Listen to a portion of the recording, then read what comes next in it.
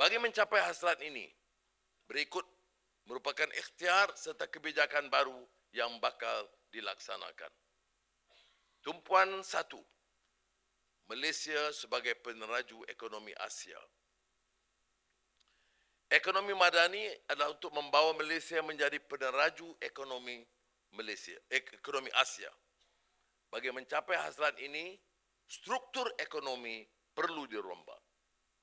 Antara isu yang membelenggu sistem ekonomi, termasuklah masalah sektor perindustrian yang menguncup sebelum masanya. Umpamanya, sektor pembuatan telah merosot di bawah paras 25% kepada KDNK. Pelan Induk Perindustrian Baru 2030 yang bakal diumumkan pada bulan depan akan memacu semula perindustrian dan memangkin ekonomi baru. Dalam jangka masa pendek, kajian separuh penggal rancangan Malaysia ke-12 yang bakal dibentangkan di Parlimen akan memberi ruang untuk kerajaan membuat penilaian semula dan menyusun keutamaan, termasuk mengadun sebuah pertumbuhan jangka sederhana dengan dasar fiskal yang lebih mampan. Agenda serantau ASEAN. Malaysia perlu menandalani negara-negara yang dahulu jatuh, tapi tangkas dan bangkit semula di depan. Mau atau tidak, kita mesti menjadi jaguh ekonomi serantau. Kita perlu punya minda global dan mengutama pengantarbangsaan ekonomi. Dengan demikian, kita mampu mencapai sasaran yang ditetapkan untuk muncul sebagai 30 ekonomi terbesar di dunia dalam jangka masa sederhana.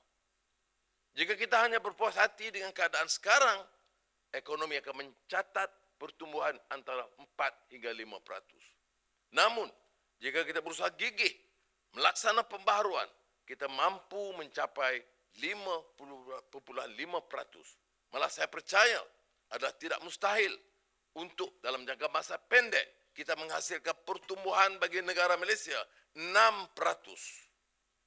Untuk merealisasikan sasaran besar ini, kita perlu membentuk integrasi ekonomi yang lebih besar dengan negara jiran, lebih-lebih lagi dunia yang sedang berdepan dengan kekangan rantaian bekalan. Maka kita perlu melahirkan lebih banyak syarikat tempatan yang berdaya saing untuk menembusi pasaran rantau ASEAN.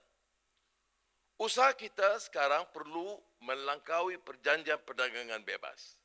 Misalnya, melalui diplomasi perdagangan dan pengaturan strategik yang boleh mengembangkan integrasi pasaran bilateral dan multilateral serta memudahkan pergerakan barang, modal insan dan perkongsian teknologi dengan jiran. Selama ini kita tertumpu pada aktiviti sektor utama seperti electrical dan elektronik dan kimia secara keseluruhan. Melangkah ke depan, misi baru perindustrian di bawah plan perindustrian akan menumpukan aktiviti dengan nilai tambah tinggi atau kecanggihan ekonomi. Misalnya, kluster di Pulau Pinang perlu menumpukan kepada aktiviti E&E bernilai tinggi seperti integrated circuit, design.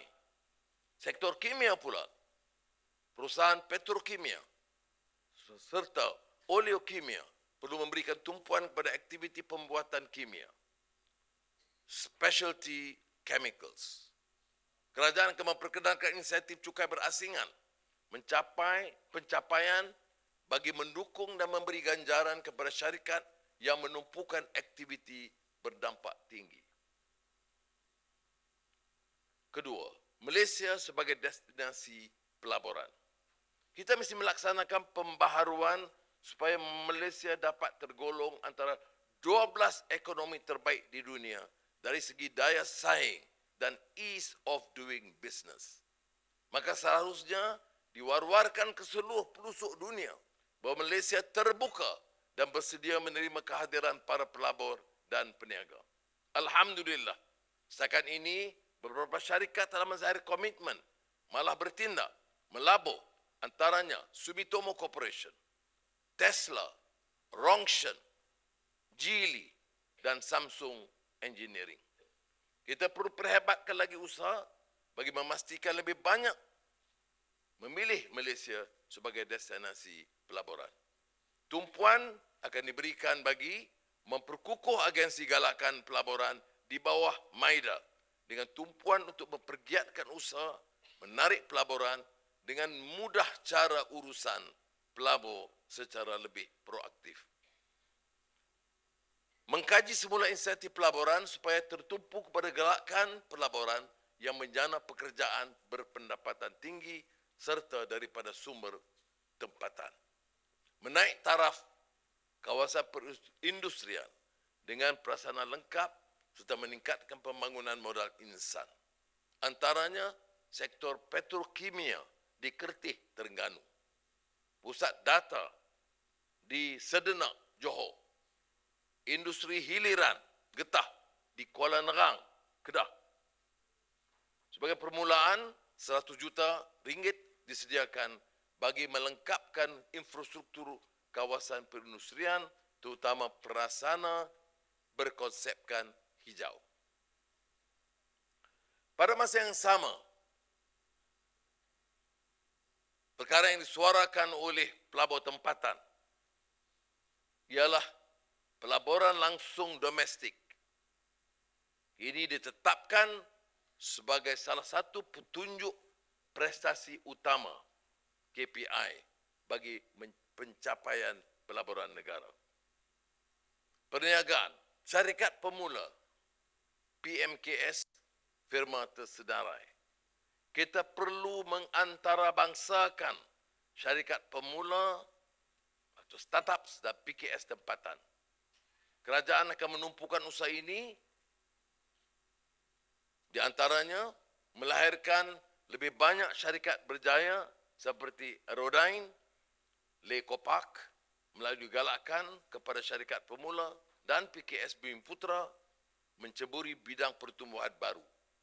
JLC dan GLIC perlu terus memacu pertumbuhan DDI dan menyokong pembangunan vendor tempatan dalam sektor strategik seperti E&E, ekonomi digital dan aero angkasa.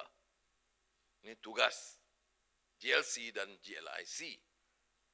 Kedua, meningkatkan pembiayaan bagi memacu pertumbuhan ekspor termasuk program pembangunan syarikat pertengahan serta geran pembangunan pasaran MDG oleh Matrade dengan peruntukan tambahan 20 juta ringgit. Pasaran modal juga perlu lebih rancak dengan membawa lebih banyak penyenaraian syarikat seterusnya melahirkan unicorn tempatan baru. Sistem perbankan dan pasaran modal hendaklah bertindak pantas dalam memenuhi keperluan pembiayaan perniagaan.